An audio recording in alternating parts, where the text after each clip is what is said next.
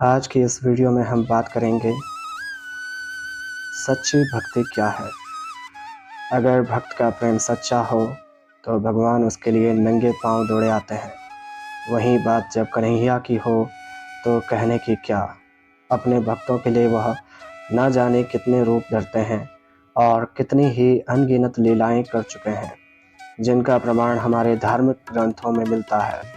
ऐसा ही एक रोचक कथा है जब कन्हैया ने अपने भक्त के लिए एक अनोखा काम किया।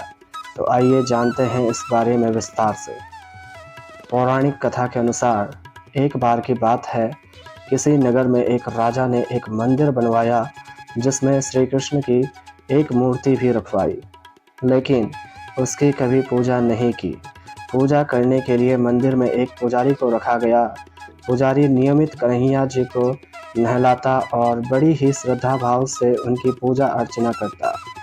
राजा भी रोज कान्हा जी के लिए एक फूलों की माला भेज देता था और जब वह दर्शन करने आता तो पुजारी उस माला को उतारकर राजा को पहना देता।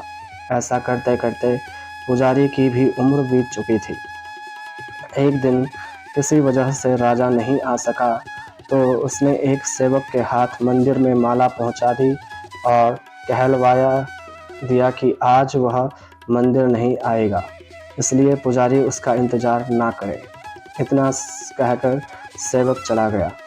पुजारी ने हमेशा की तरह कन्हैया जी को माला पहना दी, लेकिन जब शाम हुई तो पुजारी यह सोचने लगा माला उतारकर किसे पहनाई जाए।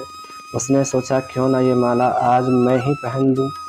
वैसे भी मेरी उम्र हो चली है, जीवन का क्या पता कब खत्म हो जाए। इतना सोचकर पुजारी ने माला उतारकर अपने गले में डाल ली, लेकिन इतने में ही सेवक आ गया और उसने बताया कि राजा की सवारी मंदिर में पहुंचने वाली है। राजा की सवारी आने की बात जब पुजारी ने सुनी तो वह डर गया। उसने सोचा कि अगर राजा ने उसे देख लिया तो वह तो मरवा ही डालेंगे। आनन फानन में पुजारी ने माला उतारकर वापस कन्हैया जी को पहना दी। जैसे ही राजा अंदर आया तो हमेशा की ही तरह पुजारी ने माला कान्हा जी के गले से उतारकर राजा को पहना दी, लेकिन माला पर लगा सफ़ेद बाल देखकर राजा समझ गए कि पुजारी ने यह माला स्वयं ही पहनी थी। बस फिर क्या था, राजा क्रोधित हो उठे और उन्होंने गुस्से में पुजारी से पूछा कि माला पर सफ़ेद बाल कहाँ से आया। तब राजा की बात सुनकर पुजारी डर गया और बोल पड़ा, ये तो कन्हैया जी का है।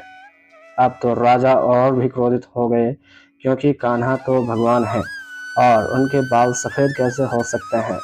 इसीलिए राजा ने फरमान सुना डाला कि कल श्रृंगार के समय राजा खुद आएंगे और देखेंगे सच में ही कान्हा जी का बाल सफ़ेद है या पुजारी झूठ बोल रहा है। उन्होंने कहा कि अगर पुजारी ने झूठ बोला होगा तो उसे फांसी दे दी जाएगी। राजा का फरमान सुनकर पुजारी का बुरा हाल हो गया। उसने सोचा अब क्या करें, कहाँ जाएं। अब तो उसका मरना तय है। तब रोते रोते वह भगवान की शरण में पहुंचा और उनसे कहा कि हे केशव, मुझसे झूठ बोलने का अपराध तो हुआ है, लेकिन हो सके तो मुझे क्षमा कर दें और राजा से रक्षा करें।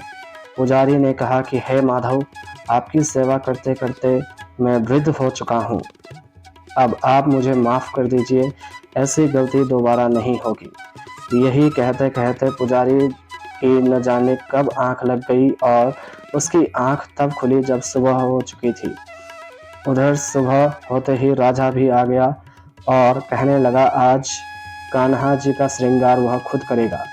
ऐसा कहकर जैसे ही राजा ने कान्हा जी का मुकुट उतारा तो देखा कि श्री कृष्ण के तो सारे बाल सफ़ेद हैं, लेकिन राजा को फिर भी यकीन नहीं हुआ। उसे लगा कि फांसी के डर से पुजारी ने ही बालों को रंग दिया होगा। राजा ने सोचा कि क्यों ना कन्हैया जी का एक बाल तोड़कर देखा जाए। इसके बाद राजा ने कान्हा जी का एक बाल तोड़ लिया, लेकिन जैसे ही बाल टूटा कन्हैया के सिर से खून की धारा बहने लगी। यह देखकर राजा भगवान के चरणों में गिरकर माफ़ी मांगने लगा। तभी श्री कृष्ण की मूर्ति से आवाज़ आई, हे राजन, तुमने मुझे केवल मूर्ति मात्र ही समझा, इसलिए आज से मैं तुम्हारे लिए केवल मूर्ति मात्र ही रहूँगा। लेकिन पुजारी ने सच्चे मन और पूरी श्रद्धा से मेरी भक्ति की है, इसलिए उसकी अनन्य भक्ति को देखकर मुझे अपने बाल सफ़ेद करने पड़े।